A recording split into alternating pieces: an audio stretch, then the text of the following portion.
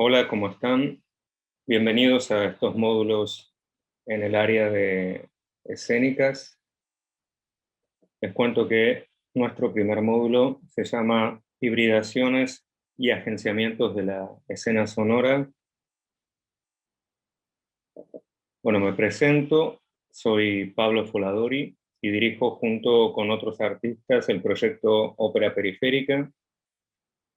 Les dejo las redes, en concreto el Instagram de Ópera Periférica y nuestra página para que puedan conocer más en detalle los proyectos que hacemos.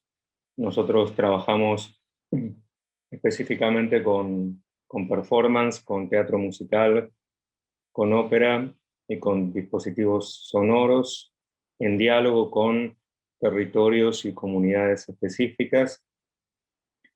Y nuestro proyecto está integrado por investigadores, curadores y artistas que vienen de distintas prácticas. Les traigo o les dejo, digamos, nuestras redes, porque voy a estar desarrollando los conceptos de estos módulos alrededor de proyectos que hice con Ópera Periférica entre el 2019 y el 2020.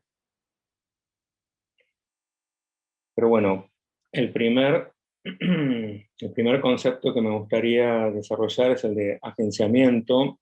Pensemos que, o vamos a estar pensando nosotros, nuestros dispositivos sonoros y musicales como generadores de escena desde un afuera, o vamos a reflexionar en el afuera de esos dispositivos y cómo ese afuera incide en los dispositivos y termina transformando esos dispositivos. Se trata entonces de hacer permeables los dispositivos, de permitir las contaminaciones de los dispositivos con el afuera, para ver qué es lo que, lo que ese gesto, digamos, o lo que esa relación con el afuera nos permite conseguir para los dispositivos. Yo voy a trabajar con un archivo de áreas barrocas, con una selección de áreas barrocas, pero los distintos gestos, los distintos conceptos que nosotros vamos a ver en estos dispositivos pueden pensarse a partir de una canción o a partir de un proyecto de arte sonoro de corte experimental o a partir de una obra de teatro musical eh, más clásica o contemporánea. Eh, Bien, entonces, en esta primera relación de nuestros dispositivos con el afuera, vamos a detenernos en el agenciamiento y vamos a entender al agenciamiento o a ver el agenciamiento como la relación de cofuncionamiento entre elementos heterogéneos que comparten un territorio y un devenir. Para quienes no estén familiarizados con una perspectiva deleuziana y les pueda resultar algo abstracta esta definición, les digo que vamos a trabajar de todas maneras con un ejemplo concreto. Me interesa este cofuncionamiento de elementos heterogéneos compartiendo un territorio y un devenir, y me interesa pensar el agenciamiento desde las alianzas y desde las aleaciones. Hay imágenes que nos pueden ayudar a pensar este gesto, que son imágenes relacionadas con la diseminación, con las pandemias, con el viento, con las infecciones, con las contaminaciones. Entonces, se trata de ver qué ocurre con nuestros dispositivos cuando están expuestos a lo otro, cuando están expuestos a los otros, cuando permitimos las contaminaciones, las infecciones en nuestros dispositivos, qué ocurre cuando hacemos gestos de alianza con lo otro y con los otros. Entonces, ¿qué les pasa a nuestros dispositivos sonoros y musicales cuando devienen escena y performatividad en tanto nosotros los pensamos desde el agenciamiento. Bien, cuando nuestros dispositivos se abren a esta contaminación, a esta infección, a estas alianzas, a, a este encuentro con el otro y con los otros, se expanden, se deconstruyen y de alguna manera también terminan estallados y devienen otra cosa. Y en este devenir instauran nuevas existencias teatrales y performativas. Lo que tenemos que tener en claro es que para instaurar estas nuevas existencias teatrales y performativas va a ser necesario que nosotros pongamos a los dispositivos en riesgo. Vamos a tener que fugar de una economía de la representación, de lógicas de producción que son hegemónicas, y vamos a tener que también fugar de un pensamiento endogámico para nuestros dispositivos. Si no ponemos a los dispositivos en riesgo y no estamos dispuestos a que esos dispositivos se contaminen, va a ser difícil instaurar estas nuevas existencias. Les traigo un proyecto específico que hice para Ópera Periférica, que se llamó Neobarrosas, y que se puede ver como un trabajo de agenciamiento con el arte y la cultura drag. Participaron en este proyecto drags de la ciudad de Buenos Aires y drags de la ciudad de La Plata. A mí me interesaba un trabajo con el neobarroso, una de las figuras más destacadas del neobarroso del Río de la Plata fue Néstor Perlonguer. Nosotros podemos pensar este neobarroso en imágenes, imágenes que son híbridas y que nos hablan de encuentro, que nos hablan, por ejemplo, de un encuentro entre la perla y el barro, o entre el oropel y el barro. Este neobarroso se enuncia como un barroco de las costas del Río de la Plata, como un barroco de tipo combativo, un barroco de trinchera. Este gesto combativo del barroco nos interesaba a nosotros para pensar las batallas de perfos que son típicas de la cultura del ballroom. Y además nosotros, digamos, hicimos foco en una práctica específica dentro del ballroom, que es la práctica del lip sync o de la sincronización de labios.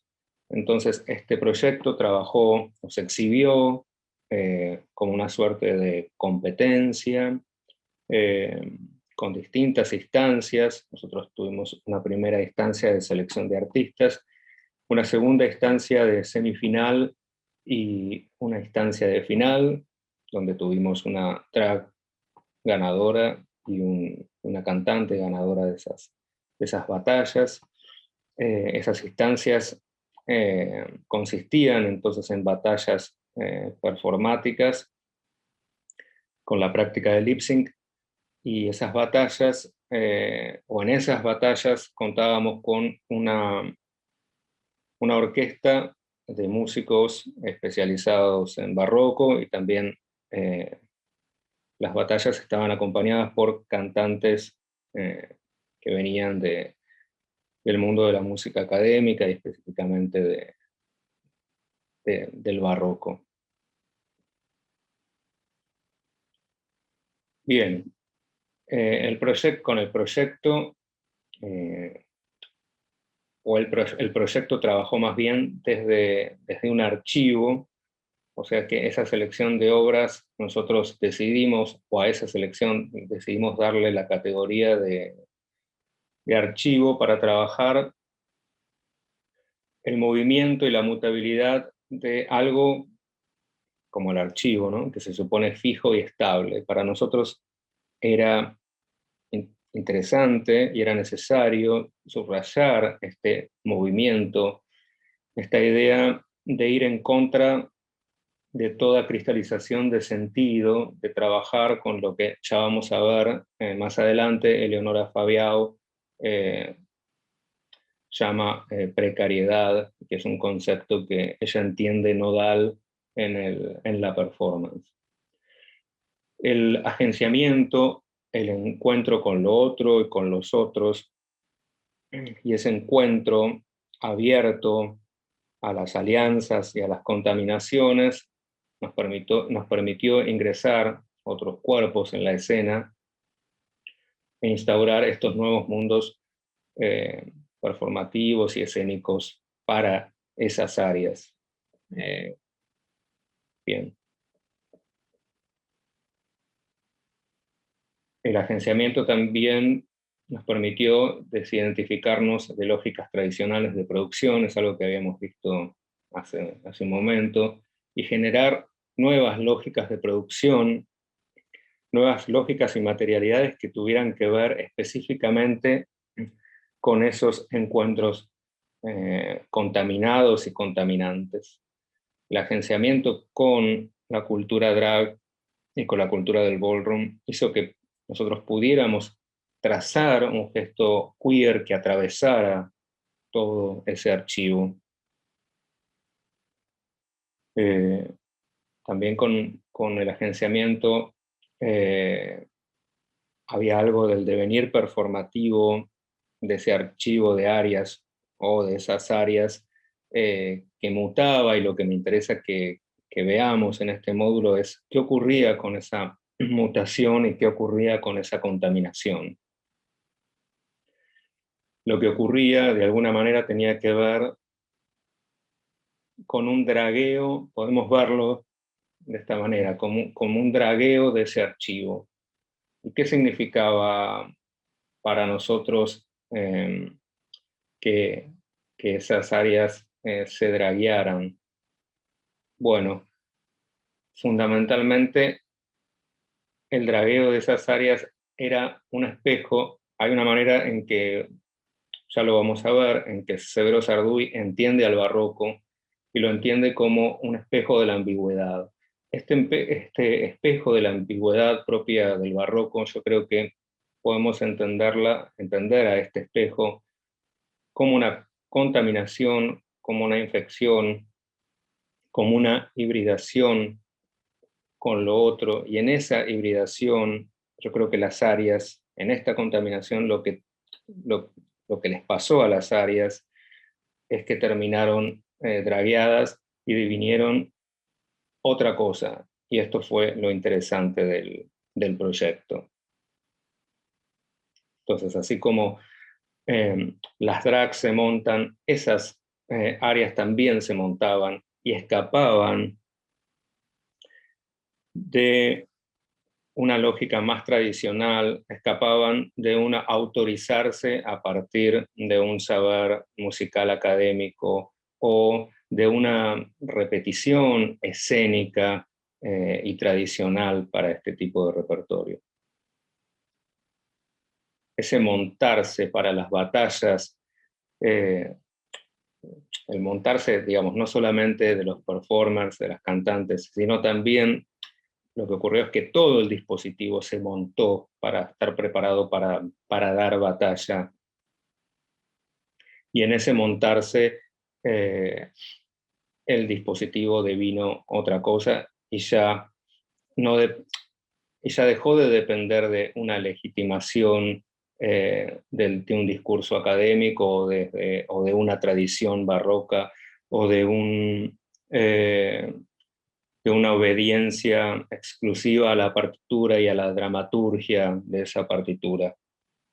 Ese montarse implicó también, lo vamos a ver en el módulo 3, un gesto de instauración. En realidad, cuando hablemos de agenciamiento, cuando hablemos de perspectivismo o multiperspectivismo, o cuando hablemos de la Puyard y pensemos sobre todo la instauración, vamos a estar hablando de conceptos que que son colindantes, que están contaminados, son diferentes formas de ver los dispositivos desde la afuera, pero que tienen un punto o hay un punto en el que estas miradas confluyen. Bien, ¿qué nos permitió investigar este gesto de agenciamiento para este archivo, o qué preguntas abrió para el archivo? Bueno, para nosotros significó preguntarnos por cómo conviven el cuerpo de las artistas drag y los cuerpos de las cantantes en escena, cómo se deconstruye la práctica del lip sync con cantantes y orquesta en vivo, y cómo se hibridan la performance drag y la performance lírica. No voy a dar una respuesta cerrada o respuestas cerradas a estas preguntas. Me interesa que si ustedes ven los videos también puedan generar nuevas preguntas.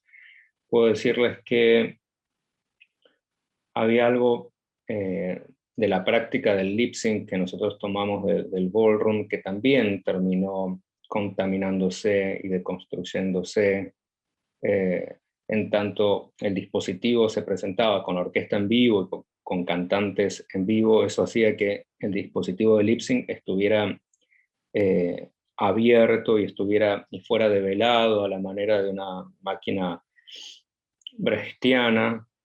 Entonces, esa categoría de lip sync o esa práctica de lip sync ya no era pura, sino que era un lip sync contaminado por una lógica que venía quizás de un tipo de producción escénica más propia del mundo de la lírica. En cuanto a la hibridación de la performance drag y de la performance lírica, podría decir que el trabajo con este repertorio en general era un trabajo nuevo para las artistas drags que no hacían sus prácticas de lip sync con arias, y sobre todo con arias barrocas. Yo creo que esto resultó en una expansión del repertorio de las drags, y también para la performance lírica significó contaminar para las cantantes, o contaminar sus prácticas de canto, que a partir de los cuerpos de las drags se desestabilizaba y devenía otra cosa para favorecer o para dialogar con ese cuerpo que le ponía la drag a esa vocalidad. Se trata entonces de que nosotros vayamos propiciando y favoreciendo las contaminaciones para ver qué es lo que deviene en esas infecciones y en esas contaminaciones de nuestros dispositivos. Y muchas veces nos vamos a encontrar con que lo que devienen son escenas y performatividades que escapan de todo tipo de categoría. Por eso no quiero dar una respuesta cerrada a estas preguntas, sino que quizás lo interesante sea seguir abriendo preguntas a partir de este gesto de agenciamiento.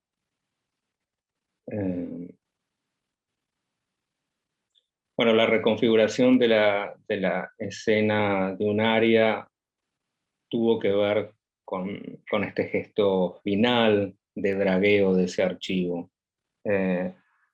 Y el dragueo también tuvo que ver con cómo se exhibió ese archivo, que se exhibió con un formato de batallas, con un formato de concurso. También tuvo que ver con dónde se exhibió, ya vamos a ver, ese archivo, o dónde se exhibieron esas batallas, con qué tipo de público, cuál fue la contaminación que también alcanzó al público en el proyecto.